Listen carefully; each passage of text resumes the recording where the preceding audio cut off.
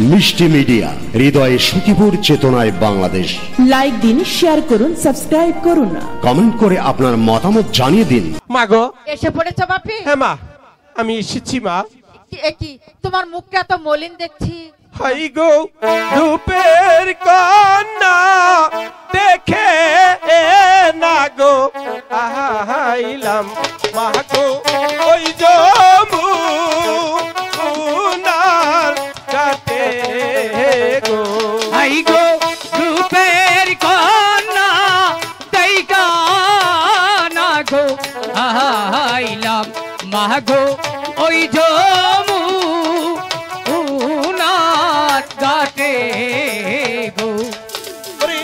ঈশা নিতে থাকে না গো কন্যা মা গো ঈশানি ইতে গর গো।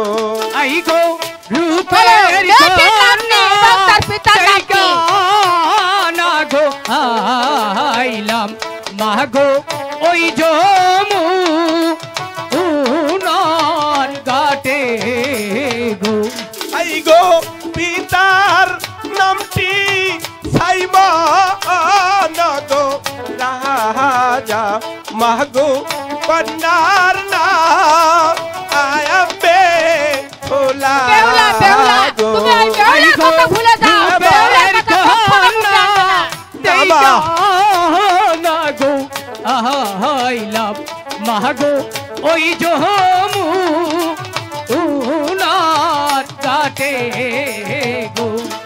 পুরি তাহা কে না পাইলে না গো মাগো মাগো তেজিব ও জীবন গো।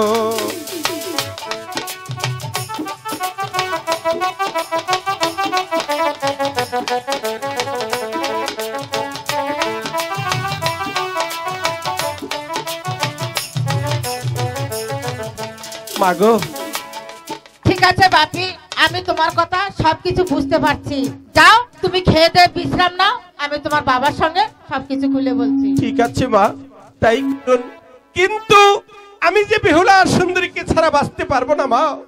আমি শুধু বেহুলার সুন্দরীকে চাই, শুধু বেহুলার সুন্দরীকে চাই।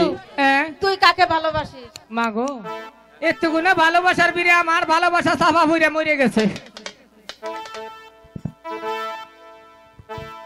সনিকা, সনিকা, স্বামী একমাত্র লোকাই কোথায় যায় কি করে তার কোনো সংবাদ পেয়েছো?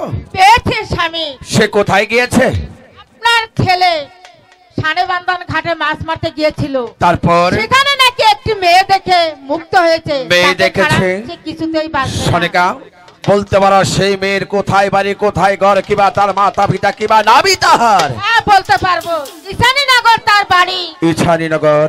আর পিতার নাম হচ্ছে সাইমন সদাগর। সাইমন সদাগর। আর মেয়েটির নাম হচ্ছে বেহুলা সুন্দরী। না না সনিকা, আমি তোমার কথা বিশ্বাস করি না। আমার একমাত্র পুত্র লোকাইকে দেখে জিজ্ঞাসা করবো সে আসলে বেহুলা রূপী পাগল কিনা। আর আপনাকে লোকাইকে ডাকতে হবে না, কারণ আপনি ঘটক পাঠিয়ে দেন, আমার একমাত্র সন্তানকে আমি বিয়ে দেব। আমার সন্তান যদি মারা যায় তাহলে আমি বাঁচবো না। সনিকা, হ্যাঁ তুমি কি কথা বলছো সনিকা? চলো সনিকা, এবার দুজন মিলে অন্তর মহলে যেই আমি নিজেই ঘটক সেজে যাবো সেই ঈশানীনগরে। যতক্ষণ পর্যন্ত একমাত্র বেহুলাকেই আমার পুত্র বধূ করে প্রাসাদে আনতে পারবো ততক্ষণ পর্যন্ত আমি প্রাসাদে ফিরে আসবো না। ঠিক আছে।